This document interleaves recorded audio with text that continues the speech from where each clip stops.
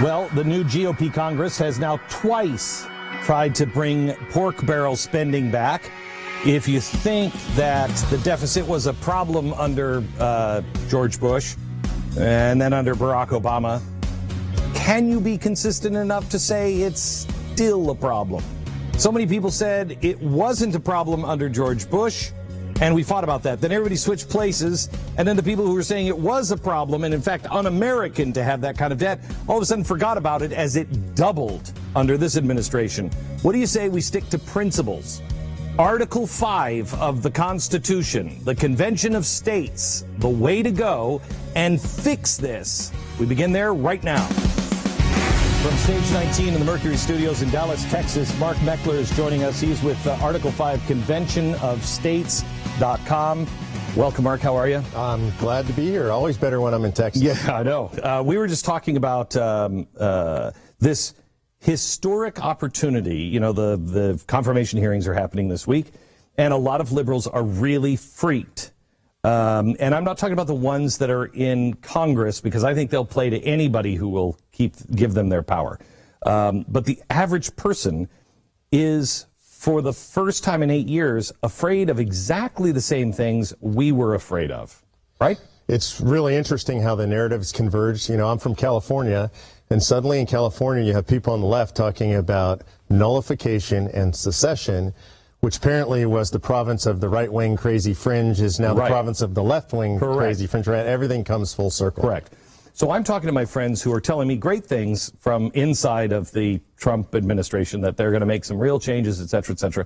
And I keep saying, but they're not structural changes. They're not, that is just reversing legislation or reversing executive orders. We have to have constitutional changes.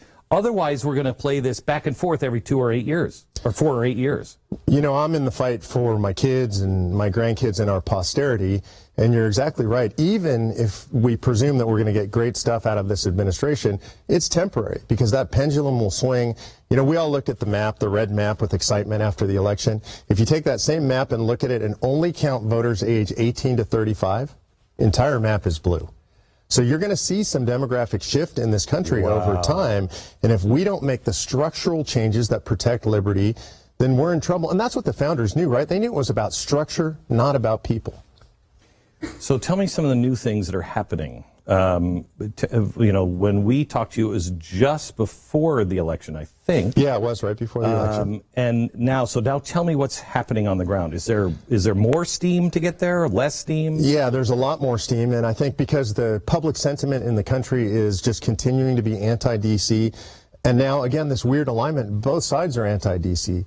Right, folks on the right, we've always been skeptical of concentrated power at the federal government level. Folks on the left are now jumping on that bandwagon, talking about states' rights and federalism for the first time. So you have this sort of unity of narrative, different purpose coming out of the narrative, but a unity of narrative. What's the purpose from the left? Well, from the left is it's to defend themselves against Donald Trump and federal overreach. I mean, a lot of the things that we say, conservatives, we want to defend ourselves against the federal government all the time, in the image of the founders. Correct. The left, it's about personality and people. And so now they fear Trump, they fear Republican Congress, they fear these people coming through these confirmation hearings, they fear a conservative Supreme Court. So now they're on the bandwagon, at least temporarily, about federalism. So do you trust the people that are getting involved? Because, you know, we have been very leery of a hijack, which last time you were here, you explained cannot happen. Right. It cannot happen because of the laws and the rules of of Article 5. But are there any states like California that I guess they would be alone, wouldn't they? I mean, if they came up with their own list of things and it wasn't the same, then.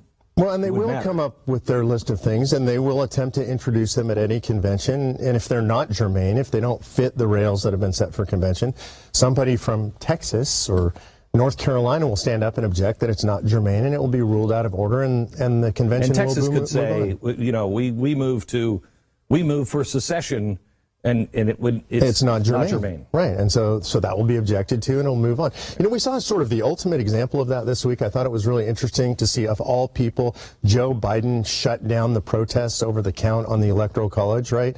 And he basically said, look, there are rules. It's game over. We follow the rules. It's an institutional thing. And he shut down the protests in Congress over the Electoral College count. So rules work. Institutions work. This is the way our country's set up. We've survived a lot of crises. We know how to do this kind of stuff in this country. So what are the states that are moving? Where do you need help? Well, I think, to me, the most important state, I'm not saying it just because I'm here, is Texas. Texas is big. Texas leads the way in the South and the Midwest. Always other states look to Texas.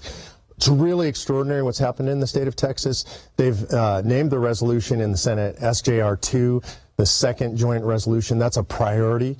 The first one is reserved, by the way, for Texas constitutional matters, specifically in Texas. So we are the very first priority outside of the Texas Constitution. By the way, that same thing's happening all over the country. In Utah, we've got a low priority number. Just found out in Missouri we've got a low priority number. Those are three states that, for me, are really important right now. Texas, Utah, and Missouri, likely to happen early, very high priority states for us. So what is the word? Because I have heard that here in Texas, there are many in the GOP who are, again, kind of the progressive arm of the GOP, saying, oh, it's not so bad. We don't need to have this now. Who's winning on that argument? I think those who say we need to have it now, are winning. But I think there are those who are saying that. And to be fair, there are even some good conservatives who are saying that. They're excited by the fact that Trump has taken office. They're hearing the same things that you and I are hearing from the transition team. What I say about that is, you know, this, with all due respect to the Trump administration, don't be Trump drunk. And what I mean by Trump drunk is, if you think things are going to change, then you're not looking at Congress, right? This is the exact same Congress that didn't stand against Obamacare. This is the exact same Congress, same leadership that didn't stand against illegal, unconstitutional executive amnesty. So the idea that these guys are suddenly going to get a spine, all we have to do is look what they tried to do with the ethics office, look what they just tried to do with the pork barrel spending and earmarks. Same Congress. So the idea that suddenly we're going to have a magical transformation in Washington, D.C., if you believe that, then you're Trump drunk. And anybody who is a real conservative should, even if I had Ronald Reagan in the office, I would still be for Article 5. And I would think Ronald Reagan would be for Article 5 as well. In fact, he was, and he spoke about it, and he was in favor of Article 5. And look, Reagan, the great conservative icon, with everything he tried to do and everything he said he was going to do, was such a great communicator of conservative ideals. The federal government grew under Ronald Reagan's watch. He specifically set out to do away with the Department of Education. He appointed a secretary to do that. It grew under his watch. So the idea that somehow Donald Trump or any other individual is going to magically transform the federal Leviathan is just fantasy. You can't, because, I mean, even if you've ever run a company and you're like, I've got to shut this division down, that division will spend all of its time trying to find ways to show you you cannot shut it down. Absolutely. So, you know, Glenn, that's another thing when I talk about being Trump drunk. This idea that 1.35 million federal employees are simply going to roll over, give up their jobs, give up their benefits. I mean, this is not to be critical of them. It goes against human nature. Yeah. They're not going to be in favor of shrinking their own agencies. It's just not human nature. Okay, so how do people get involved? Conventionofstates.com. And what we need is people to get serious, go there, sign the petition, volunteer to be involved. That's the most important thing they can do. So primarily what you do is we generate the people who are interested in helping. I mean, there are literally now 2.1 million volunteers in the field. We need people who are just willing to help send the emails, make the calls, make sure people show up for legislative hearings. You know, we're going to have the governor's state of the state here in Texas at the end of the month. We intend to have over 1,000 people there. So that takes people calling. You can't just send emails. I mean, one of the things our organization believes in is high touch. We definitely use technology, but we believe in reaching out and building this network of people. Thank you. Thank you for everything you're doing. I think you guys are absolute patriots.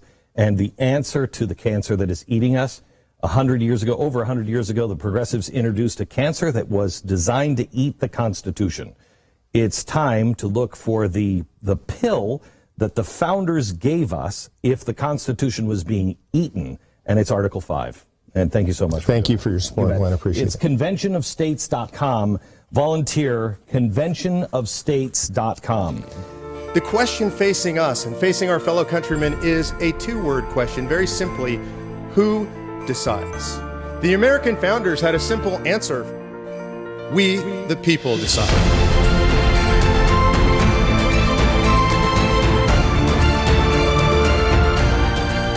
Ask you to stand in the shoes of our forefathers, to be brave, to act boldly, and to call an Article 5 convention to amend the Constitution.